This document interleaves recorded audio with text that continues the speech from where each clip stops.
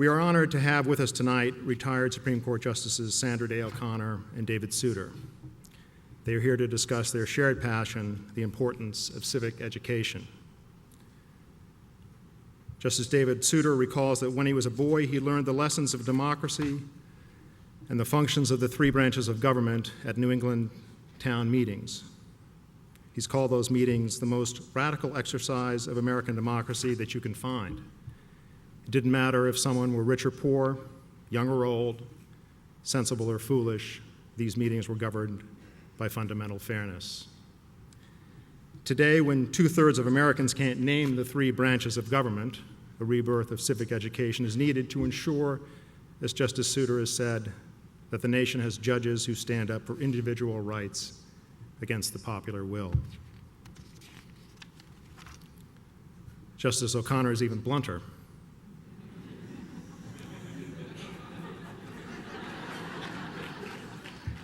When only 1 in 7 Americans knows that John Roberts is Chief Justice of the Supreme Court, but 2/3 can name at least one judge on American Idol, it's time to re-educate the American public. Sandra Day OConnor was born in El Paso, Texas, and spent her early childhood on her family's cattle ranch in Arizona. She received her BA and law degree from Stanford University before settling in Phoenix, Arizona with her husband.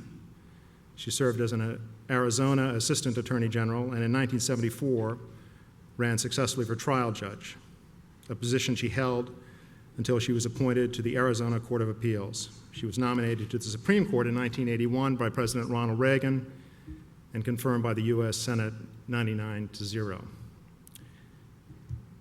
She making her the first female in our nation's history to serve on the highest court. Justice O'Connor retired.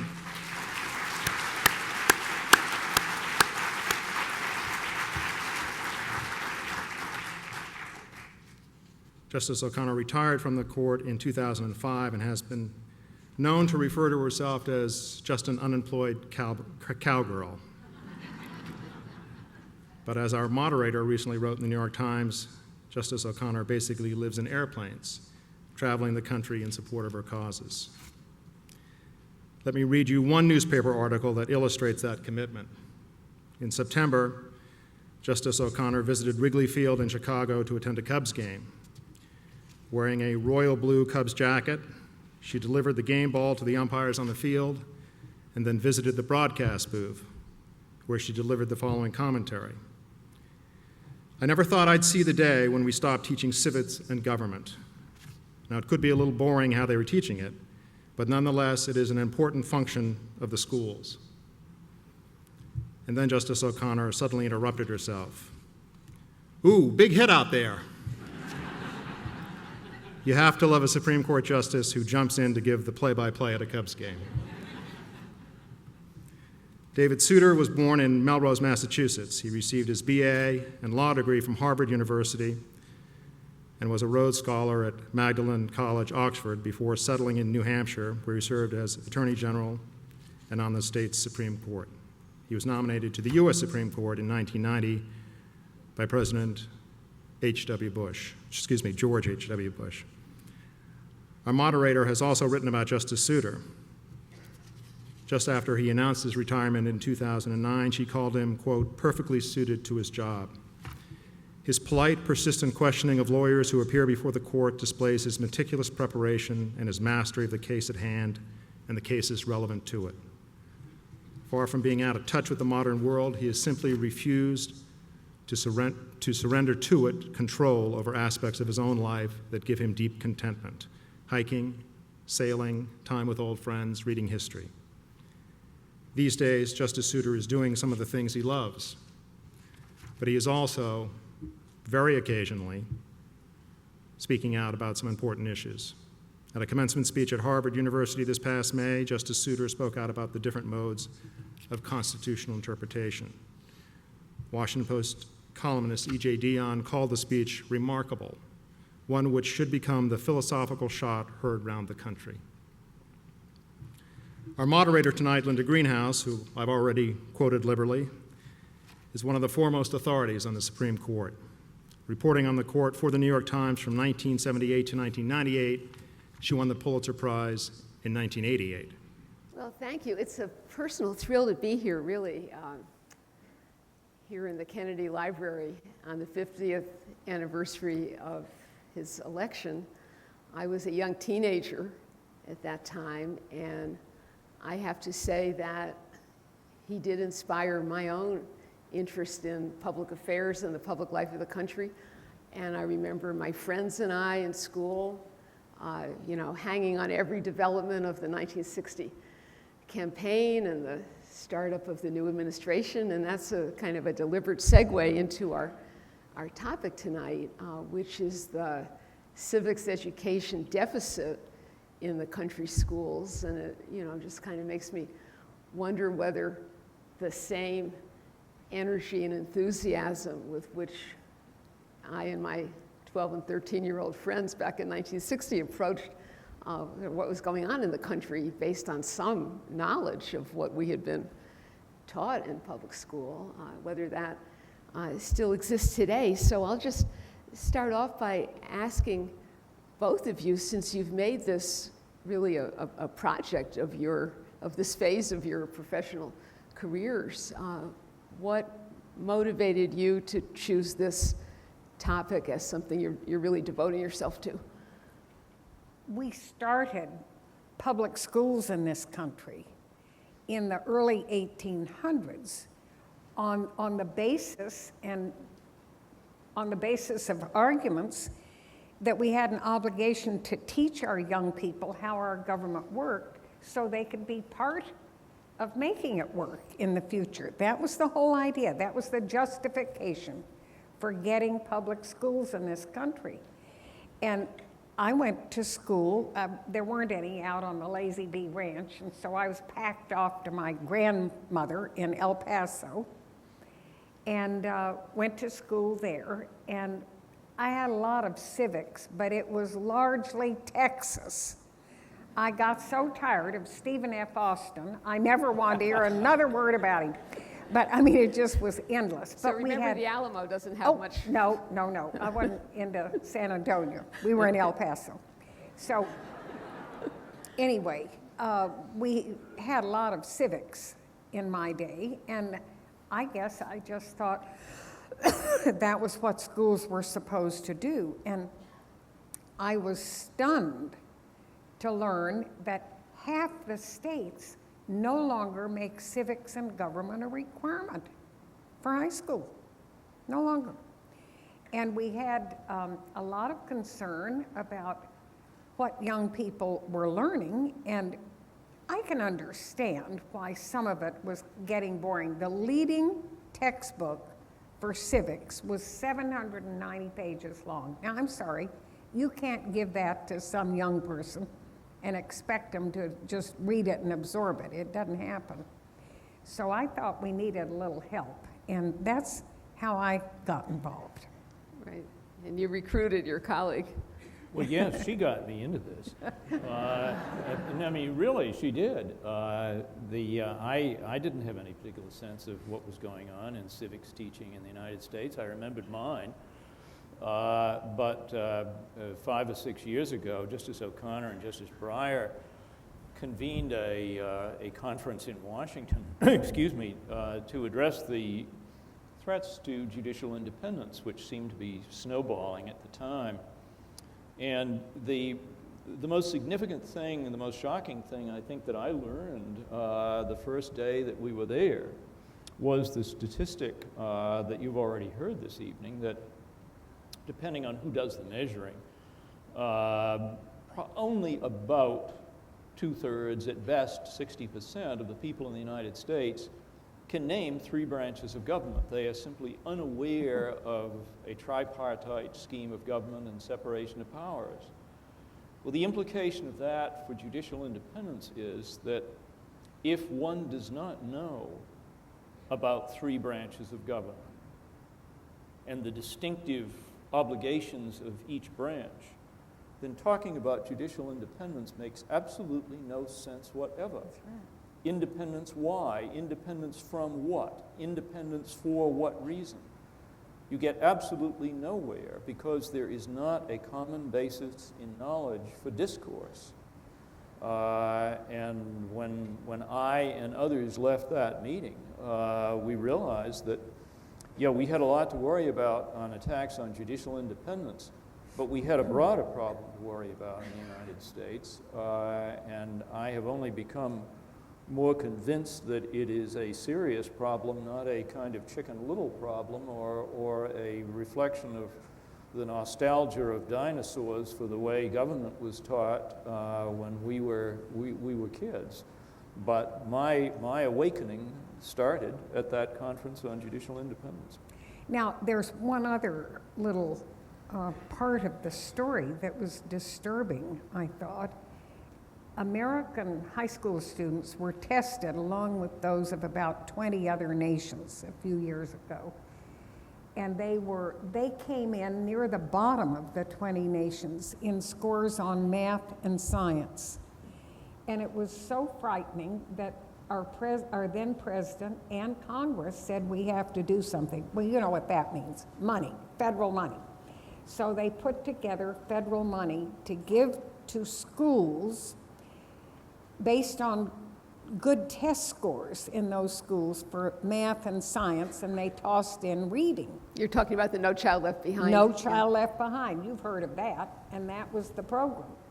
And no doubt a good thing, but the problem was that it turned out that because none of the federal money was given to teach civics or American history or government, the schools started dropping it. And half the states today no longer make civics and government a requirement for high school. Only 3 states in the United States require it for middle school. I mean, we're in bad shape and we need to do something. Well, you are doing something. Well, so you yes, we are. But on sorry. the relevance of No Child Left Behind today, I think is indicated by what Justice O'Connor said. We've got a kind of testing culture in America's schools, which is all to the good on subjects of science, reading, and math, which are being tested. The effectiveness, I don't know, but the objective is obviously okay. The trouble is that, as everybody says, schools have a tendency to teach to the test.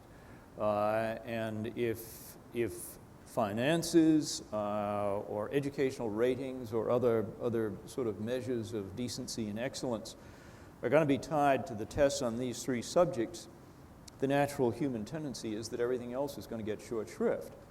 And I think we have to be careful not to suggest that No Child Left Behind is the source of the problem, because American schools started dropping teaching of civics as we remember it back, I think, around 1970. There was a series of conclusions drawn by educators to the effect that teaching civics really had no effect, in fact, on what young adult people ended up knowing about their government. This seems counterintuitive, but that was the theory, and that's why civics started getting dropped. The problem with No Child Left Behind for those who want to revitalize civics education is you got to find some room in the school day to fit it in, and your competitor is, in effect, No Child Left Behind in the subjects which are getting tested. That suggests an ultimately pragmatic solution, and that is you better start testing on civics. Right.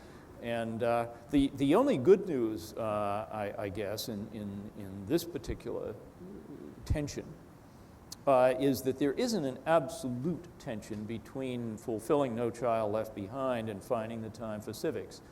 The fact is a lot, for example, of the material that can be used for we'll call it the reading segment of No Child Left Behind, can be civics reading. Yes. Not 700 pages at a gulp, but there's a way to infiltrate No Child Left Behind with some civics. So it's not an absolute opposition, but The problem has got to be, I think, faced of how you provide an incentive to the school administrations and the school districts to work this in.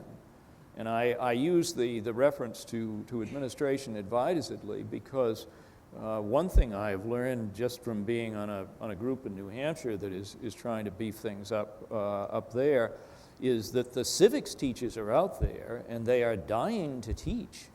And I happen to have met some both on the grade school level and the high school level. And you know, they're raring to go. We do not have a problem of conversion among teachers. And what we've got to do is find a way to find room in a finite school day to get this done. And as I said, at the end of the line, we got to have, people don't like to use the word testing anymore. They like to talk about accountability. But we got to get a civics test squeezed back in. And you're directly involved in a curriculum reform effort in New Hampshire. Is that? Yeah. Tell us a bit about that.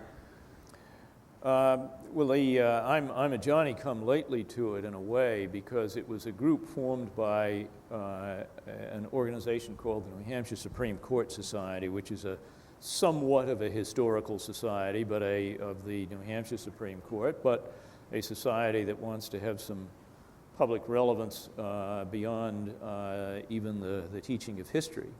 And it took up as a project before I had retired, a review of New Hampshire curricula practice and the question, is there something useful we can do? And that process of examination, as I said, I joined up when I left Washington. And I have at this point a fairly good sense of what is going on in New Hampshire schools. And as I said, I've met some teachers, and I've met a bunch of kids at some classes I've gone to. So, and I think, by the way, to just not leave the subject hanging, what a group like mine can do, and what I suspect a group like mine can do in probably most states, is not convince teachers that they ought to teach civics. That's there. I'm at least in the New Hampshire experience, we don't have to sell them on that. What we have to do is provide, in effect, the whole teaching apparatus an incentive to make room for this. And the second thing we got to do is provide them with some materials to teach from. There simply is not readily available, standardized, universally accepted textbooks of the sort I think I remember. And of course, there is no testing. New Hampshire, like most states, dropped testing from civics. And we've also got to provide, if we can do it and raise some money to do it, a kind of continuing education scheme for the teachers of civics to get them together, very much like what the Supreme Court of the United States' Historical Society does for teachers of constitutional history, and give them some beefed up education of their own, which they are dying to have. And so that's where I think we can do something useful. And my guess is that what is missing in New Hampshire and what would be accepted by the educational systems in New Hampshire is probably going to be true in most states.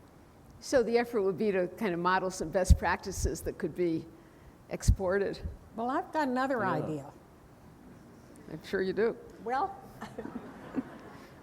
You understand why we write concurring opinions now. that's why we all write separately. I think young people today like to spend time in front of computer screens and videos. And in fact, they spend on the average 40 hours a week doing that, if you can believe it. That's more time than they spend with parents or in school. And so I think we have to capture some of that. And I've been, have organized a program to do that and to put the material for civics education in a series of games that kids can play on computers. And believe me, they love it. And if you want to look at it, and if any teacher wants to look at it, it's www.icivics.org. And it is, if I have to say so, fabulous. It really is. I actually, in preparing for this, I went on. I have heard other people say that too. Well, Justice Souter doesn't actually have a computer, so this is all by. So he doesn't know about it. That's why I said other people. But I did go on the website, and it's very engaging, and it comes with curricular guides so that teachers can use it as real material. I went on the one about the judicial system, and it's a series of actual Supreme Court cases where there's ways that you click on the various arguments, and the students are asked to pick the best argument to support such and such a proposition, and it's really, I found myself really getting into it. So Yeah. It's really a success, I think, and can be, except, do you know what the worst bureaucracy in our country is today? It's the schools. There, in 50 states, there is not one state where there is one person in that state who can tell the schools what to do and they have to do it. Not one. We are organized with separate individual school districts. We have close to many hundreds in my little state of Arizona. And so to get something like this conveyed to all the schools means you have to contact each one, and it's kind of a nightmare. That's what we're running into with my program. How do you get everybody acquainted? So I have chair people now in 49 of the 50 states. Now, whether they'll succeed in contacting all the schools remains to be seen. Maybe you can volunteer. Let me hear from you. How closely have you been involved in actually doing the gaming and the deciding what needs to? Well, I have actually sat with some and previewed some and made suggestions on some. I mean, we have experts like MacArthur Genius Award winners who are better at doing this, but I have participated in some to figure out what we ought to do or not do. Justice Souter talked about the impact of the deficit in knowledge about the courts, and obviously that's one thing. Are there other particular deficits that you've noticed as you've talked to people or followed this issue? In knowledge? Yeah. Oh, it's total. To start with, they don't know there are 3 branches of government. We've already covered that. And even if they do, how do courts work? What do they do? Who is in charge and how do they approach cases? In the case of Congress, they don't know how things happen. And you have to... I don't either. Well, not much does, I guess. But now and then there's a little trickle down somewhere. Anyway, we know what's supposed to happen. Right. And so there's a lot to teach, a lot to learn. And things really, things really have changed, again, from the time when we were kids. When I say things have changed, not merely the dropping of teaching, but the resulting deficit. One of the difficulties, at least that I've found in trying to put all of this in perspective, is that we have much better studies about what's going on today than we had about what was going on 50 years ago. People weren't making the same kinds of surveys, or at least I haven't run into them. But I have been impressed with one summary, which went through a series of rather detailed survey findings in the mid-90s. And the conclusions to be drawn from it were summarized by one of the educators in the field, a man named William Galston, in the following way. He said that the numbers seem to show that the degree of civic and broader political knowledge on behalf of a high school graduate in the mid-90s was equivalent to that of a high school dropout in the 1940s. Wow. And the degree, again, of comparable knowledge of a college graduate in the mid-90s was about at the level of a high school graduate in the 1940s. And if anything can further be said to underline what is shocking and dispiriting about that is, bear in mind that during this same period of time, the growth in the availability of higher education was explosive. And yet, in effect, what we've had is the level of collegiate knowledge drop to high school and high school drop to dropout. Mm-hmm. Something really bad has happened. In preparing for this, I've kind of cast a wide net and tried to find some other resources that are out there just to get a sense of how broadly this problem is being recognized. And there's a lot going on. Oh, yeah. I noticed that Richard Dreyfus, the actor, has weighed in on this he set something up called the Dreyfus Initiative, which is a curricular development program. I looked at that website. Right. And then the judicial system in Maine, a coalition of the federal and state judges, they're organized as the Maine Federal State Judicial Council, has started a program of video interviews of judges talking about their life and work, basically. And it's really engaging. They had one judge, a state judge, and I can't think of his name, who talked about being a troublemaker in high school and dropping out of college and taking a long time to get his act together and eventually, obviously, becoming a judge. But the point was to make the judiciary not seem something remote, you know, people were born with their robes on or something, but to give citizens the sense that these are real people doing a job for the public who are, you know, more or less approachable and it can be sort of understood on a human level. And I wonder, just looking at the Supreme Court, for instance, that we seem to be in an era when a number of justices, current as well as retired, are out and about and making the court maybe a little more accessible. And you've both been around long enough to see that as a trend. This wasn't something that was so true when both of you became judges. And I'd just be interested in your reflection on whether there's anything that the Supreme Court itself, either institutionally or as individual justices, can do to address this. Well, it was interesting because I'm not in Washington, D.C. all the time anymore, just now and then. And I recently was there and I sat in the courtroom to watch an oral argument. And I sat there and looked up at the bench, 9 positions. And it was absolutely incredible. On the far right was a woman. Boom, boom, boom. Near the middle was a woman. On the far left was a woman. 3 of them. Now think of it. It was incredible. And that took, it took 191 years to get the first. And we're moving a little more rapidly now. I was pretty impressed. Well, heck, look at this group here. I'm here for diversity.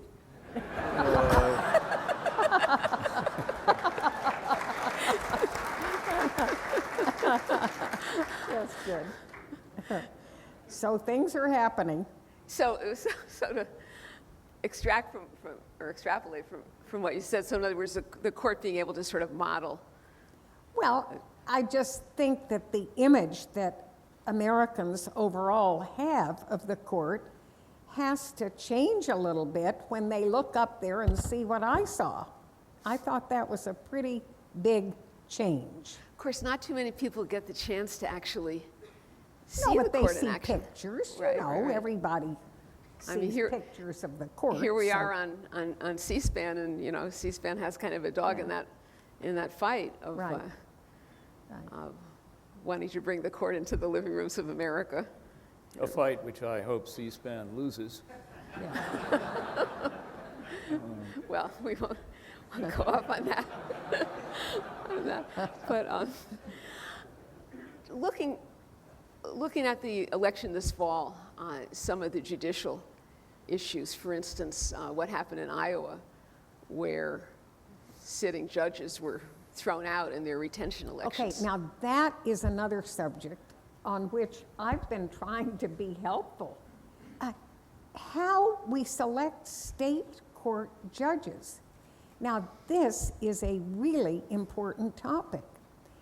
And it seems to me that many of the states need to consider some changes. When we started out, the framers of the Constitution got busy and designed a federal system.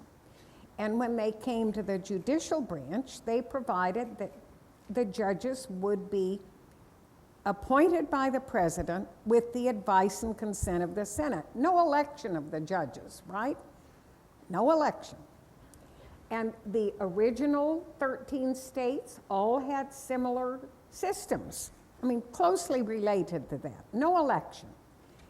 Now, a few years went by, and all of a sudden, we had Andrew Jackson, and he saved us down in New Orleans. That was good, but you know what he did?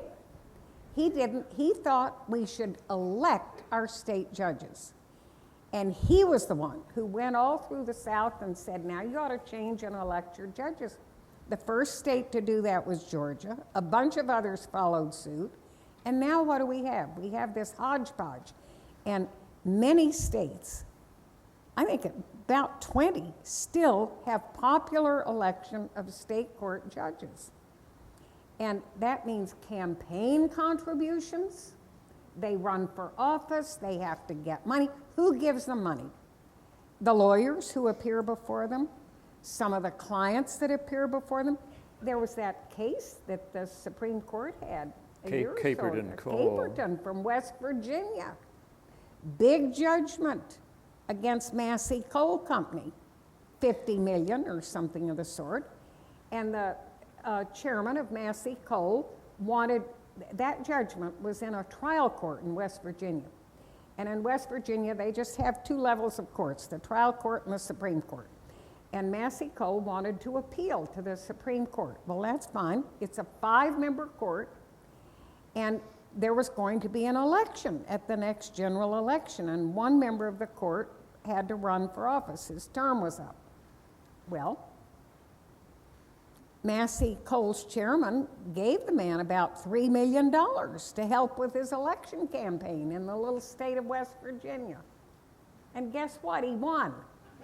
You know, big surprise.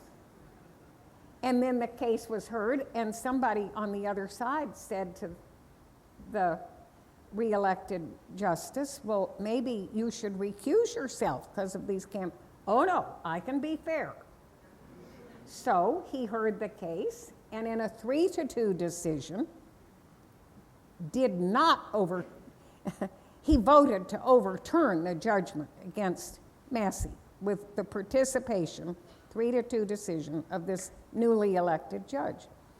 And the other side then filed a petition with the U.S. Supreme Court saying, we were denied due process here. Now that's a hard claim to make. I'm glad I wasn't sitting on the court for that case. That's tough. But the court ultimately decided that was correct. There was a due process denial. And that means that states are going to have to be a little more careful about how they organize their courts, and that was the right signal to send. But many states still have their election of judges, and that's not a good idea.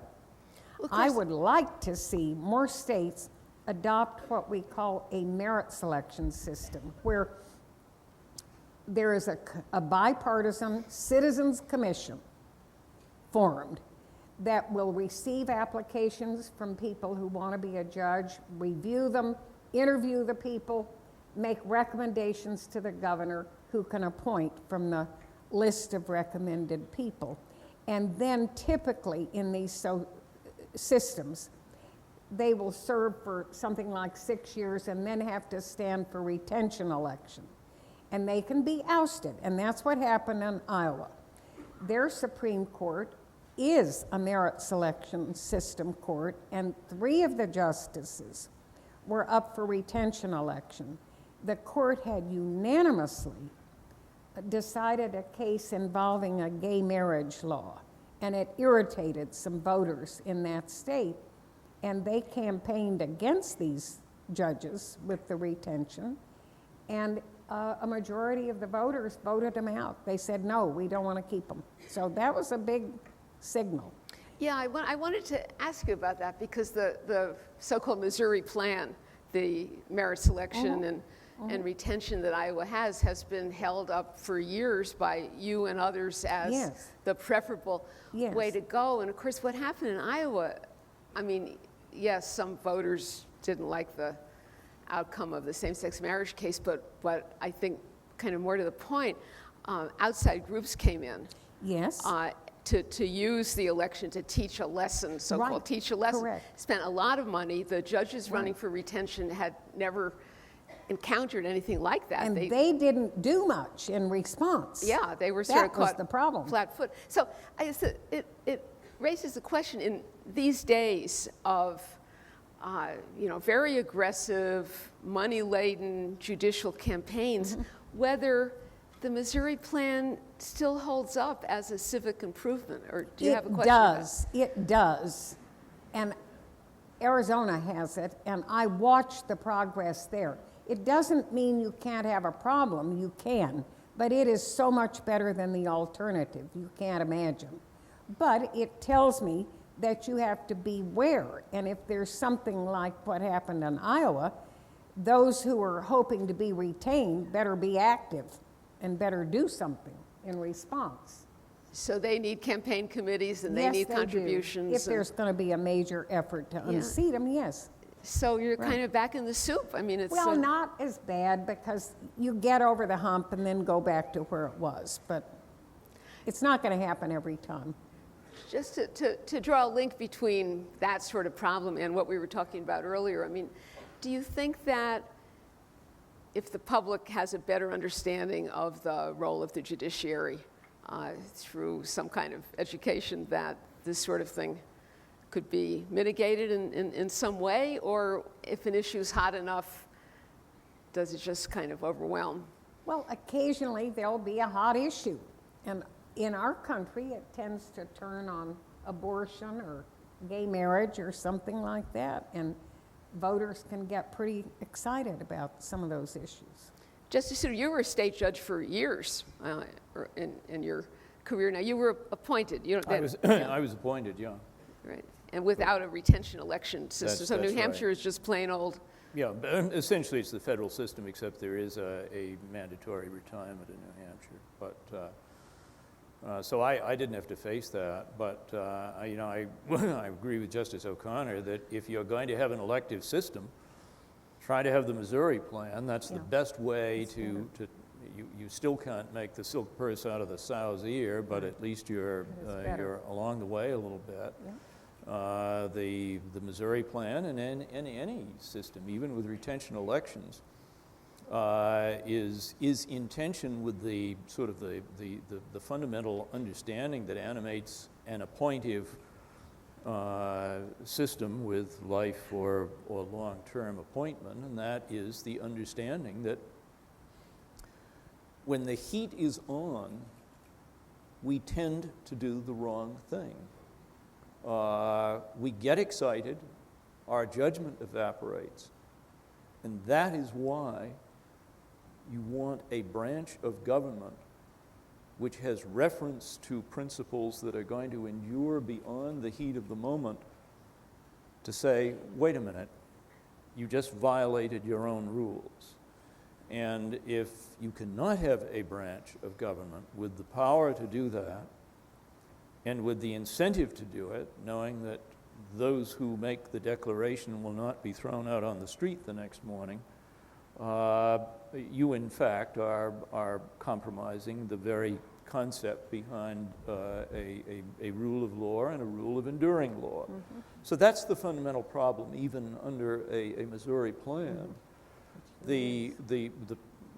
The development that has exacerbated that problem is the development of money in judicial elections, mm-hmm. which has in its turn been exacerbated by the recent development in the law, which took place after both Justice O'Connor's and my departure, but on which we had expressed opinions earlier, to the effect that corporations cannot be limited in the kind of expenditures that they make for political purposes. And if that were not sufficient exacerbation, that combined with the legal avenues now for disguising the sources of political contributions makes for a very general threat to political integrity and a particular one to the judiciary. How does one respond? How does the judiciary respond to that? Well, I don't. The judiciary is a political entity, can't do anything about it. But there is one authority that the judiciary has got to start thinking of using, because I assume the occasions are going to arise. Think back for a second to Justice O'Connor's reference to the West Virginia election case. The reason that case in one way was easy to focus, or the reason the issue could easily be focused, was that it was a matter of public record where the $3 million came from. It came from, I forget the president or the chairman, I think you said, of the company, which was appealing the very large verdict against it.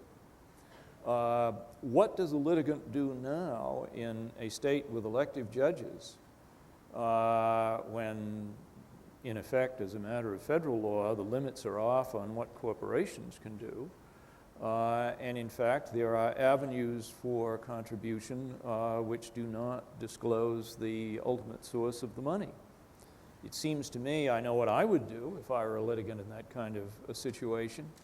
I would require, I would demand in the name of due process a disclosure of all sources of contributions to the judges on that court before which I was going to appear. And an analysis of the sources if in fact the named source was or might be opaque. And I think it's inevitable that this is going to come, and I don't know really of anything that litigants can do in the name of due process short of this, unless they are willing to take the chance of sort of just being a fish getting shot at in a barrel when they don't know who's firing. I think this has got to come. Yeah, I do too. Yeah, where this is leading, I think, given the current Supreme Court majority's view of the First Amendment, is a clash between the First Amendment and due process. Which, I mean, you're right, but you know, this oversimplifies a little bit, but not by an awful lot. Most of the constitutional issues that come before the Supreme Court of the United States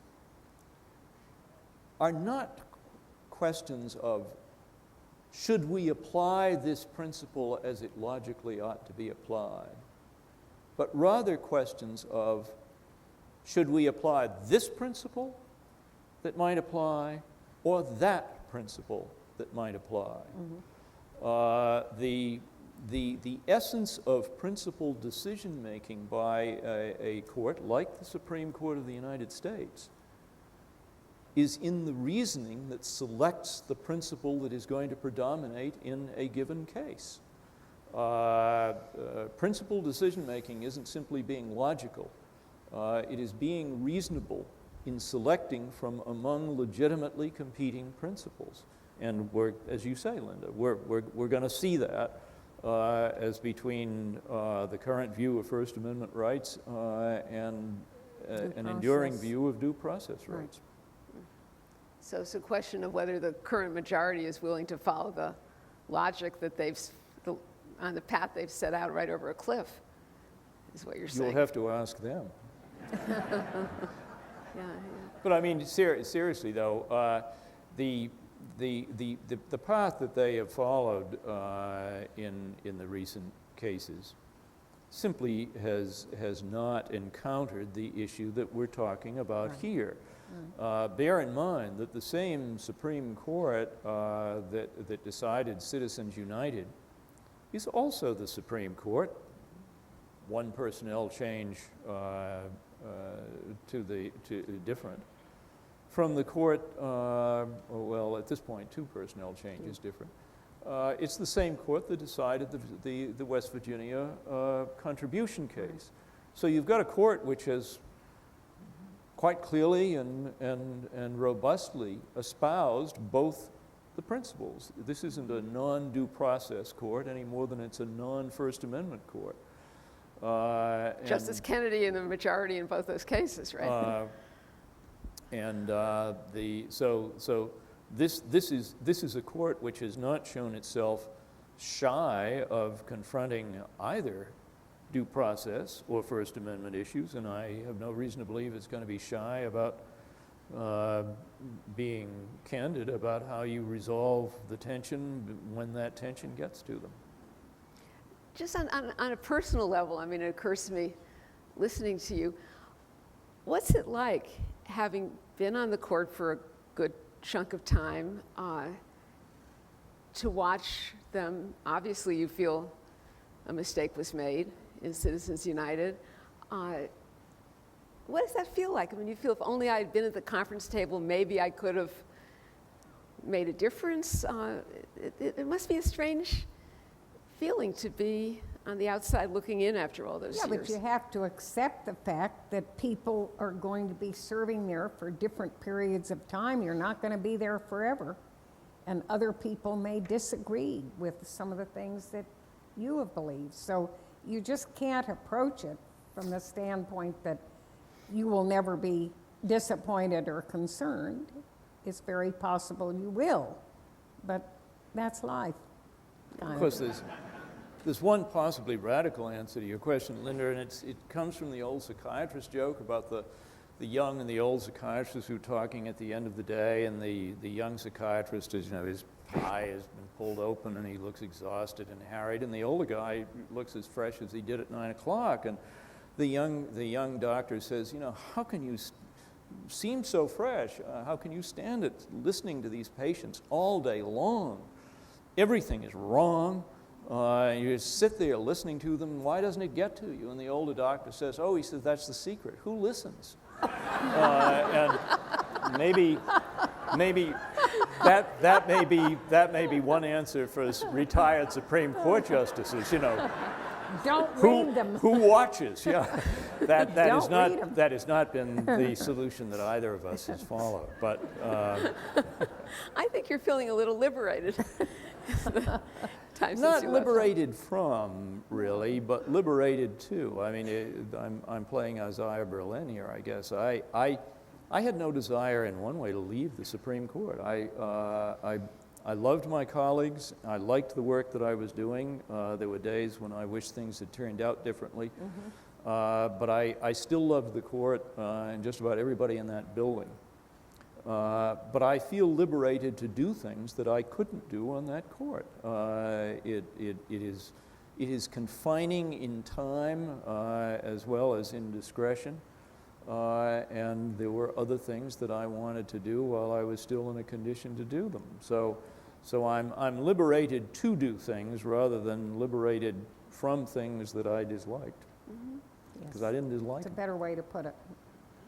Well, I know people in the audience have been writing down questions, and this may be a good time to turn to some of them, if there are any. Do we Yes, have some and- questions? And Amy McDonald has a set of them, and I'm sure we'll collect more.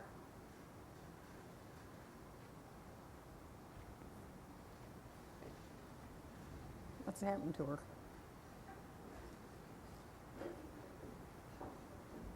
Great, okay. And you have some man who's trying to hand you some There's somebody, okay. down here.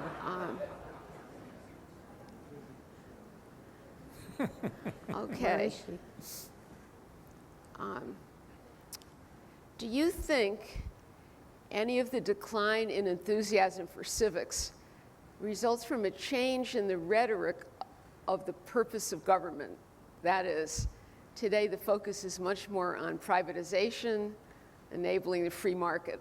So I guess that means we don't hear much talk about the higher purposes of government, maybe. Is that, there's a lack of inspiration? I don't think that's what I'm hearing out there. I think it's the fact that you have young people who aren't learning anything about it. And so it's not unexpected that there's not much discussion or concern. Yeah, I would say the same thing, and again, historical perspective helps here. This decline started 40 years ago, and it wasn't, I hope I'm not going out on a limb here, I don't think it was until around 1990 and into the 90s that people began to say, hey, wait a minute, is something going wrong here?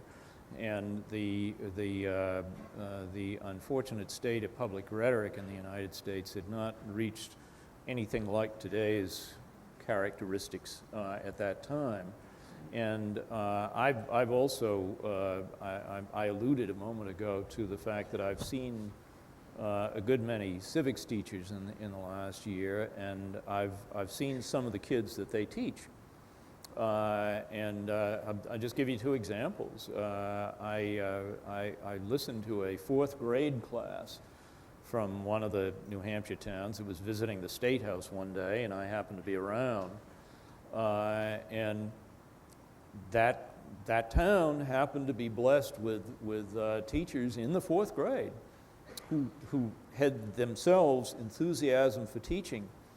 You know, the kids were a bunch of winners. They knew more. I listened to the governor asking them questions to find out how much they knew.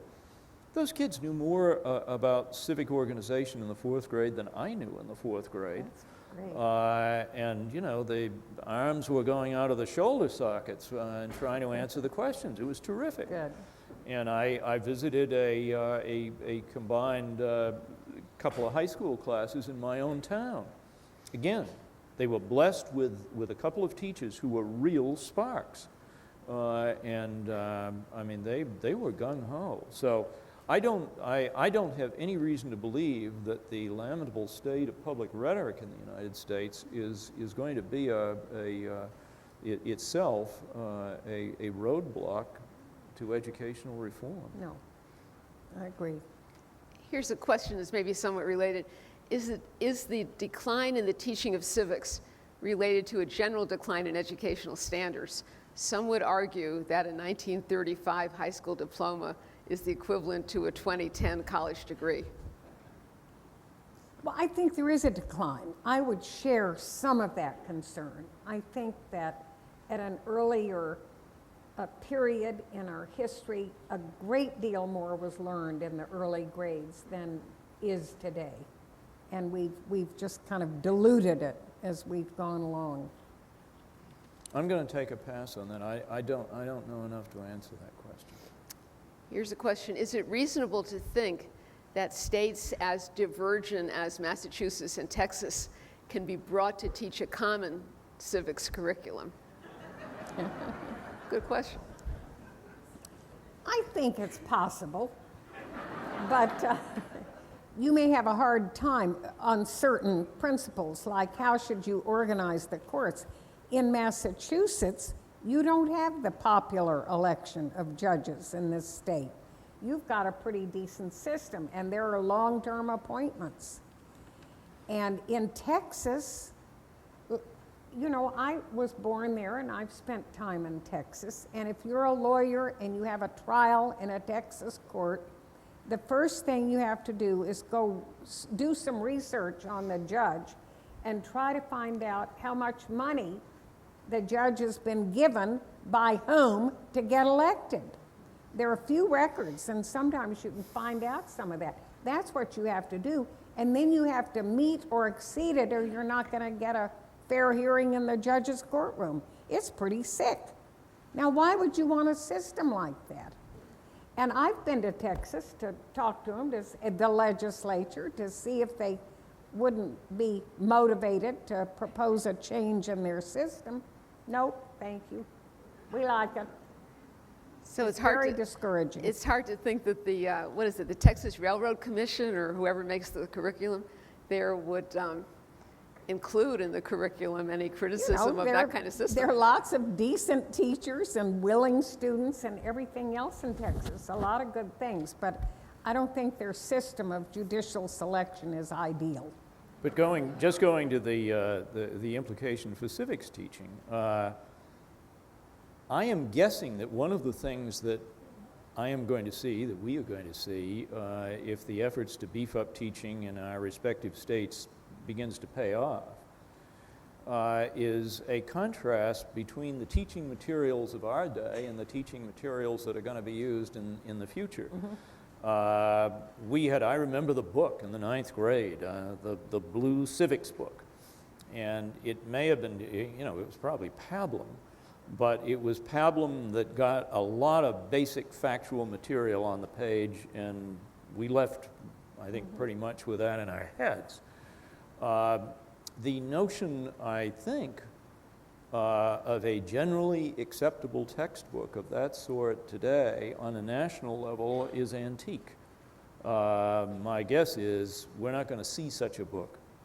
What we are going to see is, I think, a combination of what is going on in those schools that are teaching civics today, and that is an awful lot of that material is getting downloaded and is then getting exchanged teachers to teachers.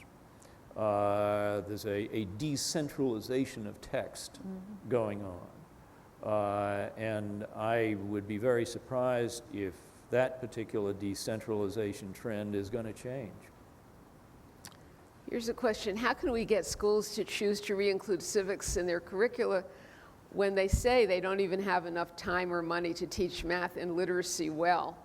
And the questioner works at Discovering Justice, a civic education organization here in Boston. She poses a financial question. Yeah. Well, it's hard, but that's why I am enthused about a program that can be used by kids on their own, that they love and are having fun and they're going to learn from. Now, that's one way to help get around it, and I'm excited about that. I think there are two answers to that question. One is sort of the fundamental value answer, and the other one is the pragmatic how to do it answer.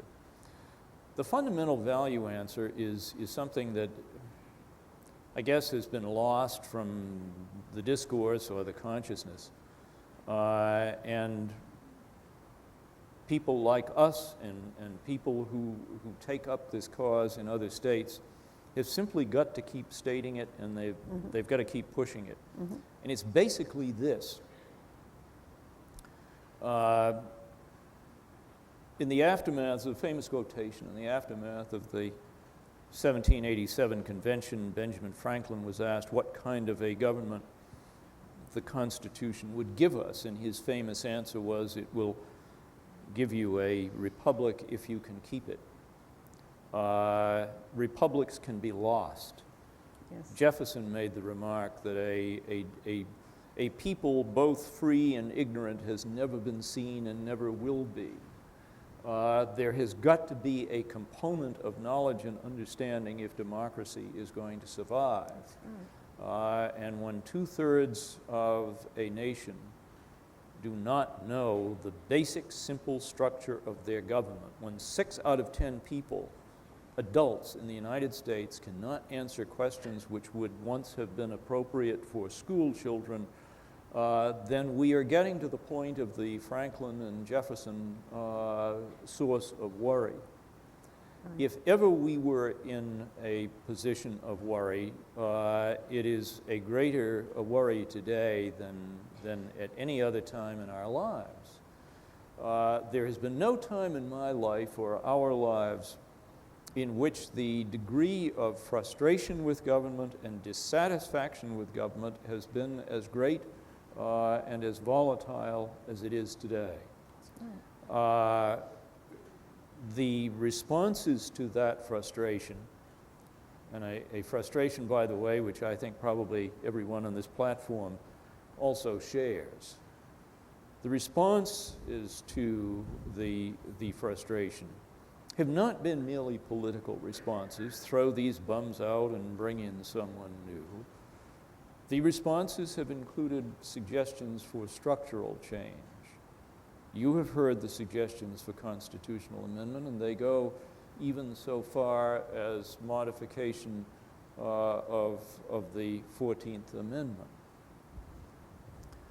When that kind of possibility is being bruited around in the public discourse, we have got to be very, very worried about the inability of a majority of the population to understand the structure of what we have, from which follows the location of responsibility within the polity, and against which has to be measured any proposal for change. The proposals for change, like most moral and political questions, are not or cannot intelligently be looked at as simply a question, would it be a good idea to do thus and so? These invariably are, whether or not they are recognized as such, these invariably are questions, is this proposal something which would be better than that, or that which we have? The fundamental nature of these moral and social political questions is compared with what? And if you don't know, if the vast majority of the polity do not know what we have now, it is impossible to expect that an informed, by definition, an informed judgment can be brought to bear on proposals for change. Right. And that is why it is not Chicken Little to say we have got something to be worried about seriously right now about the continuity of constitutional government as we know it in the United States. The pragmatic how to do it answer to the question is we've got those of us who are beating the drum like this and who are on commissions like the one I'm on in New Hampshire have got to be very practical in helping people who would like to do the right thing find the way to do it. I mentioned one sort of mitigation of the conflict between the testing scheme and the non-tested subjects, and that is get the non-testing subjects worked into the reading curriculum, yes, which is a tested subject. Yes. I personally think, and I think most educators today think that in order really to compete with the pressure for testing, if it persists, you're going to have some testing in civics. We used to have it. We used to in my state. I presume we did in most states. But we don't now, and I've been over trying to promote some changes in the No Child Left Behind, and Congress is not apparently going to entertain that. Oh, no, I shouldn't say oh no. I don't know. But we've got to make, I mean, people like us have got to make a two-pronged argument. We've got to make the argument clear on why this is not funny, why we have got something to worry about in the United States of America today. And then we've got to be pragmatists and say, okay, if you want to do what we're pushing for, get testing back in on the state level, get this reading material into No Child Left Behind, or even consider cutting back on some other things that may not be as fundamental to the political stability of the United States as civic education. That's right. So just to make sure I understand the basis of the urgency that you're speaking from, it's not that the people who are coming up with these ideas are lacking in civic knowledge, it's that the population as a whole lacking of it, correct, lacking in it is vulnerable to kind of manipulation. Yeah. Correct. Right, that's it. Well, that's a we profound... don't have a broad basis for critical judgment in the United States today when 2/3 of the population don't know the fundamental structure of the government. Right. Question, what do you believe are the 3 most important pieces of knowledge that American students should possess about our government? You can come up with 3 between you. You go ahead, Sam. Oh, heavens sakes. Well, I'd start with how's it organized? What are the 3 branches? What do they do? How does it work? How do citizens get to know about them and participate. I mean, these are the fundamentals that we would hope would be taught in a classroom. Yeah, I mean, I agree. Know at least the basic structure. 3 branches. 2, have an idea of what those 3 branches do. I've listened to 4th grade classes who can answer those 2 kinds of questions fairly well, so it's not an overly ambitious agenda. And I guess the third thing I would hope people would know about government is illustrated by a story that a friend of mine told me. He was a lawyer in New Hampshire and a very close friend of mine. And he was visiting some New Hampshire school on Law Day once. This is back 10 or 15 years ago. And the subject of the exclusionary rule in criminal cases came up. The rule that if the evidence is illegally seized in violation of constitutional standards, it may not be used by the government in its case in chief against a criminal defendant. And some kid in the class, this was junior high, probably high school, I guess, said the basic question: now, why should the public interest suffer by letting some criminal go free because a law enforcement officer didn't get a warrant? And my friend Bill Glenn said that his response to the kid was, because you're next. And if there is any one fundamental principle of good government, it is the principle behind the exclusionary rule and other constitutional limitations. And ultimately, it is the golden rule. Treat others the way you want to be treated, with the corollary that if you don't, you're not going to be treated that way either. If you had to erase everything in the United States Constitution, or let's say the rights Constitution as opposed to the structural Constitution, and you could leave one thing, the one thing I'd leave would be the Equal Protection Clause. Right. We are in this together, and we are all going to be treated the same way. If that were understood, I'd take my chances on substantive outcomes. Right.